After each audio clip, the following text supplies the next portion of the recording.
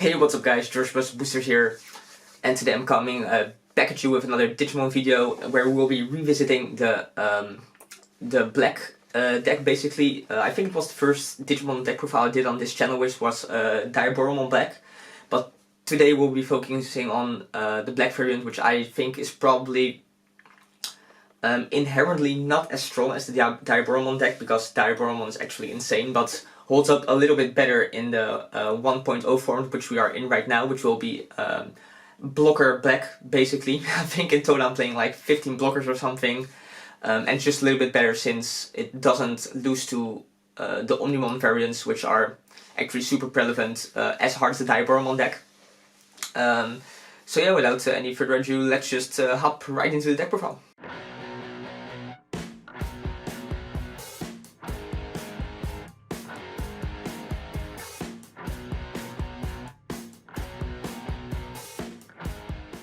So yeah guys, let's get straight into the deck profile. For the Digitamas this time I'm playing actually 4 Hagrumon, which is pretty generally decided on the best Digitama for black, and then I'm just playing the 1 Chuman since there are no other options at this moment. Since this deck is not focusing on Diaboromon, we're just playing Hagrumon since the deck is revolved around like giving your Digimon reboot, or your Digimon already have reboot, so the plus 1000 during your turn will come up way more often than the plus 1000 from the Chuman mood. So yeah, that's it for the Digix. Then getting into the actual meat of the deck. Like I said, this is blocker black, so we are playing for Godzilla.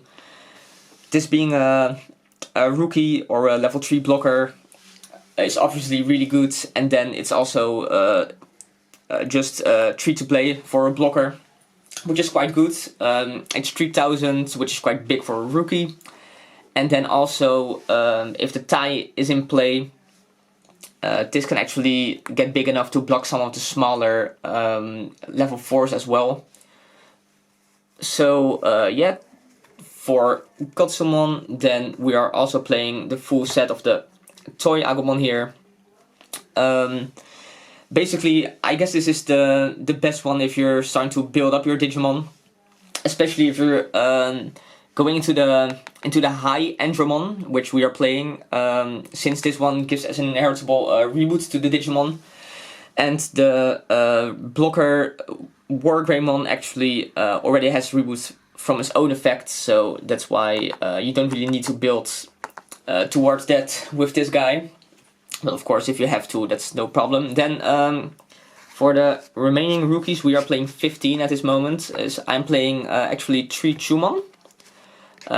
This is, I think, at this point the only released one in our English format anyway, where it prevents your opponent from gaining memory aside from with tamer effects while it's on the field, which is super strong against blue. In the gameplay video I'm going to be posting later, you'll see how good this is, but it is pretty matchup dependent, and like it only has 1000 DP, so it will get run over by literally everything, and it won't ever be able to get rid of a security without at least triggering an effect or just deleting itself.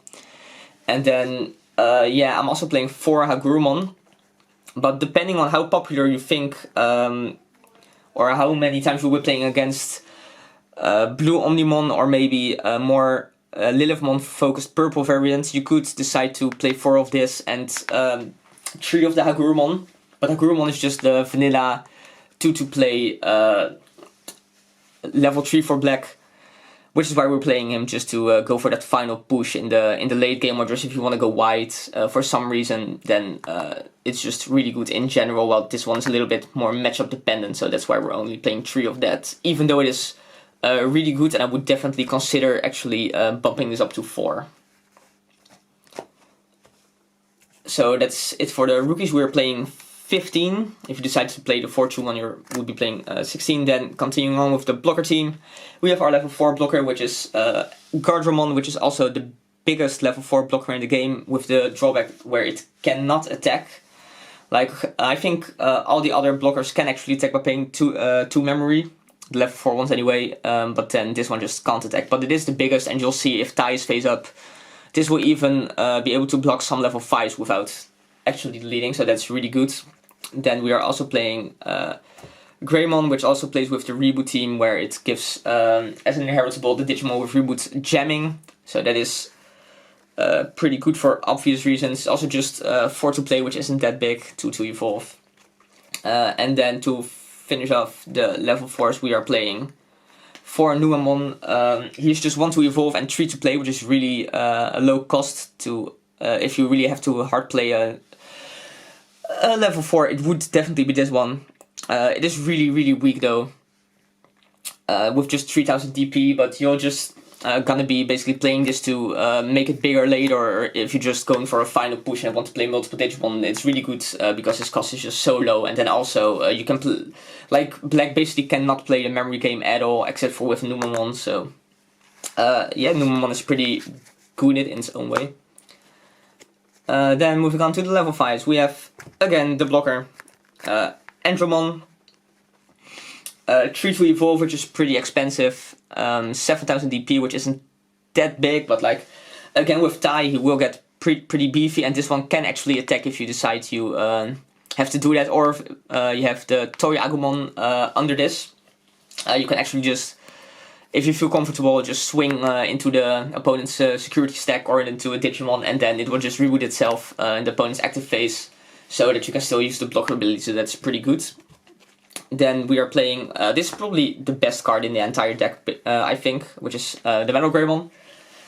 Also 3 to evolve, you'll see that literally all the level 5s Black has to offer are 3 to evolve, which is a bit of a shame really, since you're basically, if you don't have a tamer, you're always gonna just end your turn if you're going to a level 5 or into a level 4, level 6, sorry. But this one is really good. It has a reboot from its own effect, and then inheritable, it actually gives Digimon with reboot security tech +1, which is obviously really good in combination with the Toy Agumon, or if you're just hard evolving into the War Greymon without Toy Agumon, then it just attacks for 2 security, which is really strong. And then I'm also playing 2 Megadramon, which is just the vanilla basically. It is 6 to play, which is sorta cheap. Again, 3 to evolve for vanilla, which is, I mean, not the best, but it is what it is. And basically, it's just better than the Inframon, which is also one of the Black level 5s, since we are not playing Diabormon anyway. It has the same evolve cost, and then this has 9000 DP, which is quite big, to be honest. Like, you can fairly safely swing into security with the Megadramon if you really want to. So yeah, that's 10 for the level 5s. We're not playing like any consistency cards like the green deck does. So that's why we're going pretty high on the Digimon ratios. And also, basically, Black doesn't really have access to any good options in my opinion. They're just not worth playing. In short, that's why we can just play a lot of Digimon. Then for the level 6 of the deck, I'm playing 3 War Greymon and 3 High Andromon. I mean, you could potentially play 4 of this and 2 of this. I wouldn't go below 3 for this one. The Andromon is just nice since it has a 2-2 Digivolve cost, so sometimes you can just play it and it doesn't end your turn. It's also really big with the 12,000 DP for the 1.0 format. It's just vanilla aside from that, and then the War Greymon is actually insane. A level 6 blocker, like with the tie face up, it's 12,000 DP, which, let's be honest, a lot of Digimon just, or a lot of decks just can't handle, basically. And then it also has reboot, so you can safely swing, and then it will just unsuspend itself in the active phase of your opponents, which is really good. Yeah, that's it for the level 6s. We're not playing Machine Drum actually, because I just think the cost for what it does is way too high. At least with War Greymon, if you have the tie phase up, you'll always start your turn with 3 memory. So you will be able to evolve into this and then swing. Hopefully for security attack +1 because of the Metal Greymon.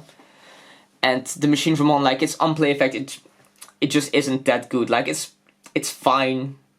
But I don't think the deck really needs it, because they have better ways to out cards, which we'll be getting in, of course, which will be spoilers, this one.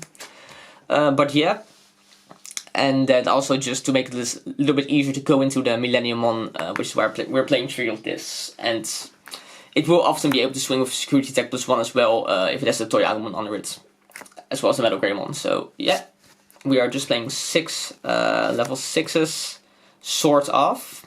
Like we're playing more actually, but I'll show those in a second. Then I decided to play 2 Millennium. This is not a Millennium Turbo deck, which I guess, I mean, you can build a black Millennium Turbo deck, but at that point you should probably just play Turbo Red or Turbo Blue Omnimon, since that's just a better boss monster. But this card is really good. It's really effective at outing Digimon.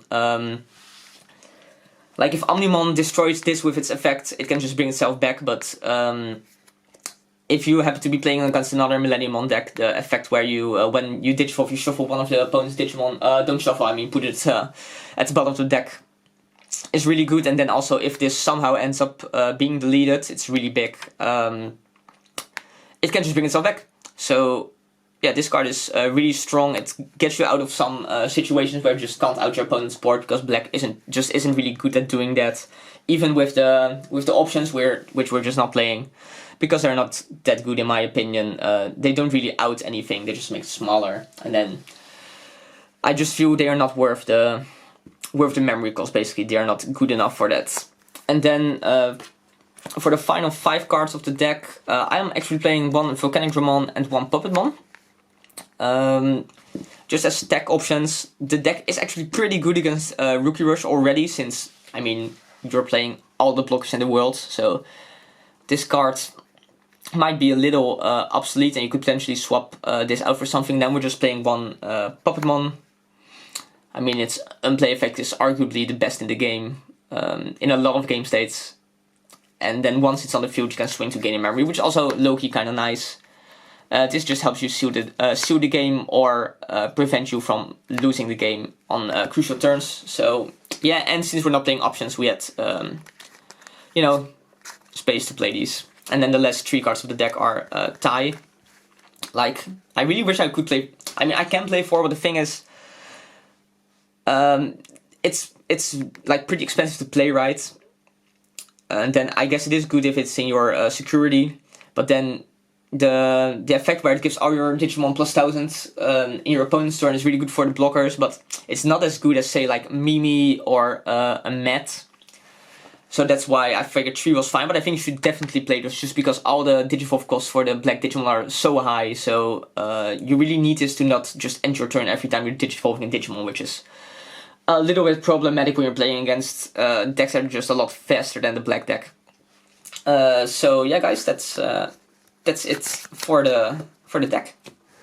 So yeah, guys, that was the deck. I hope you guys really enjoyed it. If there's stuff you would think could be improved, or you have some other ideas, be sure to let me know down in the comments. And of course, if you like the video, like. If you want to see more content like this, subscribe.